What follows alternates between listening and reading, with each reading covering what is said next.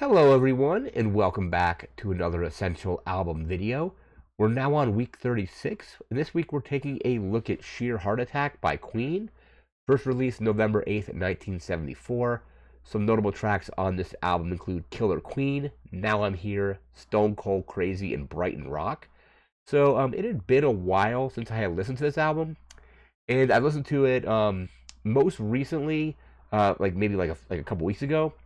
And prior to that, I listened to it last year when I was on my trip to Laguna Beach. So the trip to Laguna Beach in 2024, I did the same trip in 2025 as well, was to kind of celebrate what would have been Taylor Hawkins' 52nd and 53rd birthdays. And so on those weekends, I was listening to a lot of music that was music obviously by Taylor or by bands that he liked and things like that. So I remember listening on this most recent one, listening to obviously some Queen stuff, some stuff by the Police. But in 2024, it had been a while since I had listened to Sheer Heart Attack.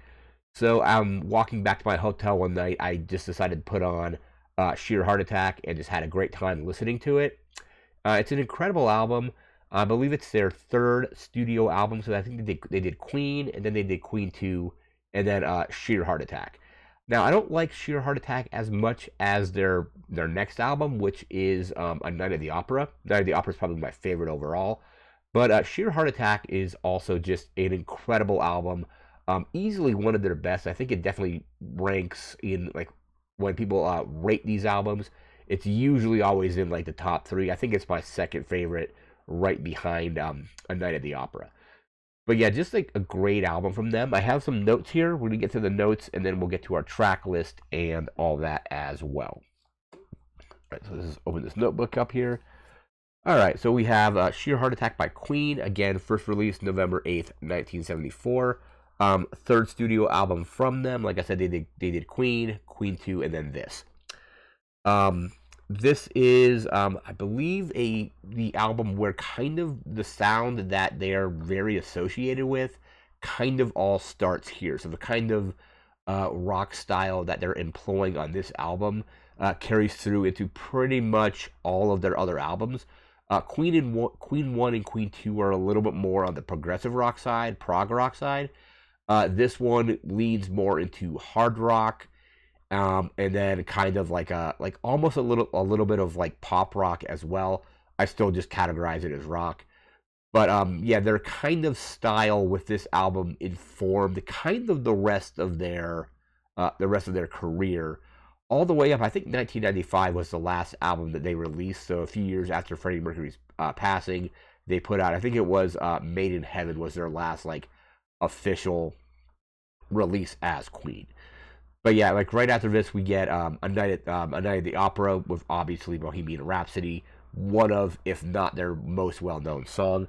So yeah, this album is an important kind of turning point, at least in the way that they perform music, recorded music, and that their kind of sound with this album carries through the rest of their albums. Killer Queen was a huge hit for them. I remember that song actually being on the very first Guitar Hero game in 2005, which is pretty cool. But Killer Queen, I believe, peaked at number 2 on the UK charts, and it was their first, amazingly, interestingly, their first top 20 hit in the US. So a lot of the stuff off Queen 1 and Queen 2, like I said, is a completely different style. So yeah, this one I think was more, this album as a whole was kind of more easily like digestible than some of their other stuff. So I think that's what helped Killer Queen perform as well as it did. So I said like their first song in the top 20 in the U.S. and I think it peaked at number 12 according to my research. So yeah, number 12 on the U.S. charts. Um, a lot of issues or health issues for Brian May during the recording of this album. So I think they were touring Queen 2, and I think Queen 2 was their first tour to promote that album, was their first tour of the U.S. I think they were an opening act for Mott the Hoople, I believe. But I think, reading about, according to my research, Brian May ended up somehow getting hepatitis on that tour. I think he said they had to get vaccinations going from like certain like country to country, and potentially got hepatitis from one of those injections. So after a while, the rest of that tour was canceled. They all came back to England, and then kind of shortly after that, started getting material ready for what would become Sheer Heart Attack. So yeah, he ended up getting hospitalized for a while, and then during the recording process of this, he ended up having to have surgery for an ulcer. So kind of not a great time for Brian May, at least like health wise, during the recording session and like the lead up to recording this album. There was, I believe, let's see here. Oh yeah, 4 studio. They recorded this album over 4 different studios. Those studios were Trident, Rockfell, I think, Air, and Wessex, or Rockfield, I should say, Rockfield Studios, Air, and then Wessex. So 4 different studios to get the album recorded, with 3 singles off the album. So the first single was Killer Queen, and I think that was attached to Flick of the Wrist. Those singles were released at the same time, and then final single was Now I'm Here. Now I'm Here apparently was written by Brian May when he was hospitalized, and it was kind of him reflecting on the part of the tour that they had just been on prior to recording that album. And Now I'm Here is one of their, in my opinion, one of their better songs, or most well known. Not their most well known, but it is very well known. I think it's a great track. All their songs on this album are incredible as well. So those are the singles. It came out to decent reviews, and then we'll look at the retrospective reviews as well. Let me just pull those up. Here we go. I think there's only a couple old reviews here, but the Chicago Tribune gave it, looks like a 2.5 out of 4, so kind of in the middle of the road there. And Rolling Stone with a 3 out of 5. But retrospectively, people been a lot more kind to it. I think they realized that this album was not only just incredible, but kind of sets the blueprint for their music going forward. So on the retrospective reviews, we have All Music with a 4.5 out of 5, a B plus from the Daily Vault. The Encyclopedia of Popular Music has it at a 4 out of 5. Music Hound Rock has it at a 3.5 out of 5. Pitchfork has it at a 9 out of 10, with Pop Matters giving it an 8 out of 10. Q has it at a 4 out of 5. Another 4 out of 5 from Record Collector, and then Uncut has it at a 4 out of 5 as well. Yeah, I would say probably 4 out of 5 is a good rating for this. That's kind of where I would put it. 4.5 maybe. I think when they did Night at the Opera, that just eclipses it slightly. I think like Night at the Opera is like a 5 out of 5 for me. So, but like we probably wouldn't get a Night at the Opera without the work that they put into Sheer Heart Attack. We're now going to move into our track list here. And this one comes into a 13 tracks and about 38 minutes and 41 seconds. So, like I said before, kind of my sweet spot for albums are like between like 35 and 45 minutes.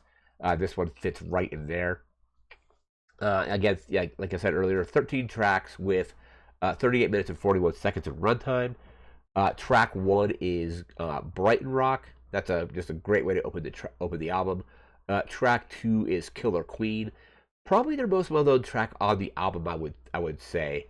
That one is just an incredible song from them. Track 3 is Tenement Funster. Track 4 is Flick of the Wrist.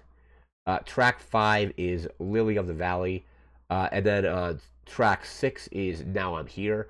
Yeah, that run from track 4 of Flick the Wrist, track 5 of Lily of the Valley, and track 6 of Now I'm Here is a great 3-track run on this album.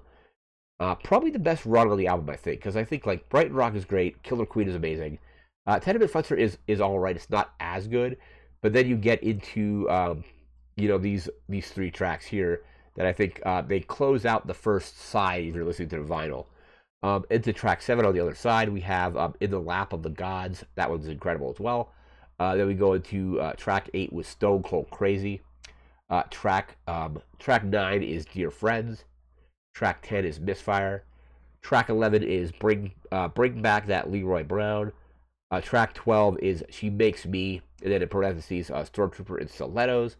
And closing it out is In the Lap of the Gods Revisited as track 13. So again, 13 tracks, roughly 38 minutes and 41 seconds, close to 39 minutes. Overall, just a great album from them. Very somewhat early in their career, they were very prolific. Like in the '70s, I forget how many albums they put out in the '70s, but it was quite a few. Actually, just pull up their discography here. You just go here, pop up their discography. We'll be right back with that. Yeah, so in 1973 they put out their first album. They put out Queen.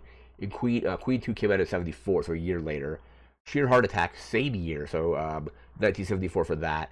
Night at the Opera in 1975. A Day at the Races 1976. News of the World in 1977. Then we get Jazz in 1978. So in the '70s they put out, this count here, 1, 2, 3, 4, 5, 6 albums in the course of the '70s.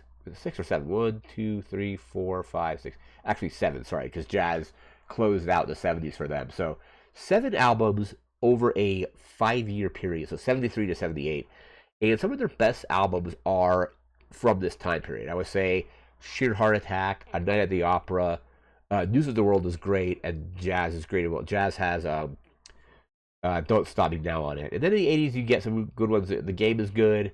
Their Flash Gordon stuff is interesting as well. Hot Space is, I think, like the only song I really love off Hot Space is Under Pressure. Still a decent album, but kind of pales in comparison to her other stuff.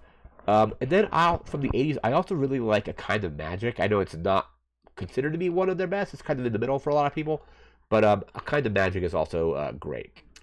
But yeah, just in the '70s, they were just kind of on fire, putting out, like I said, 7 albums in like a 5-year period, which is kind of crazy. But that is going to do it for this video. We'll be back in a week from now for a whole new album. No idea what that's going to be just yet, but we'll be back in a week. So remember to like, comment, share, and subscribe. We'll see you again next time. Thanks again for watching. Take care and have a good one. See ya.